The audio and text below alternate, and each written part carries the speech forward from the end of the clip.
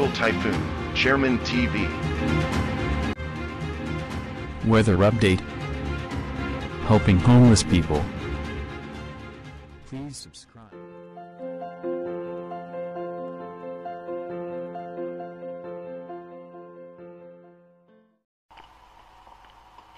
Magandang umaga po. Ito po ang latest update ngayong araw, September 4, 2023. Yung minomonitor nga po nating si Bagyong Hana, sa ngayon nga po, as of 5 AM today, ay nakalabas na nga po yung pinakasentro nito sa labas ng ating Philippine Area of Responsibility. Pero asahan pa rin po natin yung mga pag-ulan sa may Batanes, Pangasinan, Zambales, Bataan, Occidental Mindoro, kasama na rin po ang Metro Manila, Ilocos Region, Apayao, Abra, Benguet, Tarlac, Pampanga, Bulacan, Rizal, Cavite, Batangas at Antique. Asahan pa rin po natin meron tayong mga pag-ulan dyan, pati po dito sa may parte ng Palawan at ilang bahagi ng Bicol Region, may mga isolated rain shower din po tayo dyan. Maging dito nga po sa may parte ng Borongan, Cebu City, ay magkakaroon tayo ng mga posibleng isolated rain shower. At meron nga po tayong minomonitor na isang low pressure area na nasa loob ng ating Philippine Area of Responsibility ayon po sa ating European Center. Ito po ay mataas ang tsansa na maging isang tropical depression or mahinang bagyo.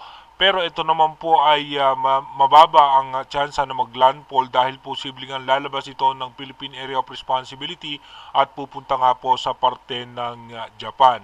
Dumako na nga po tayo sa ating advanced weather forecast. Ayon nga po sa advanced weather forecast, mapapansin po natin dito yung pag-intensify nitong low pressure area at posibleng maging isang tropical depression habang nasa loob pa ng ang Philippine Area of Responsibility. Ito naman po ay lalabas din ng PAR line pagdating po ng September 5 at patuloy pa rin po mararanasan ng ating bansa yung southwest monsoon o yung habagat at makikita po yung mga low pressure area na mabubuo sa loob at labas ng ating Philippine Area of Responsibility. Possible nga po magkaroon po tayo ng tail end of cold front na manggagaling nga dito sa may parte ng Japan at mananatili po magiging maulan sa parte ng extreme northern Luzon at northern Luzon. By September 9 hanggang September 10, magkakaroon nga po tayo ng mga possible low pressure area pero sa ngayon po mababa na ang tsansa na maging isang ganap na bagyo. At patuloy lang palalakasin ito yung ating habagat na magdudulot nga ng pag-ulan sa western section ng bansa. Dito mapapansin po natin, additional po dito, meron low pressure area, magkakaroon din po ng panibagong low pressure area sa eastern section ng Central Luzon pero mababa po ang tsansa na maging bagyo. Patuloy lang po hatakin yan yung habagat na magdadala nga po ng pag-ulan sa bansa.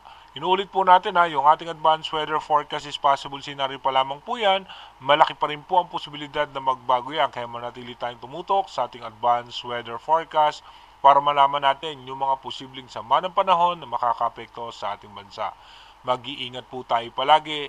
God bless po sa ating lahat.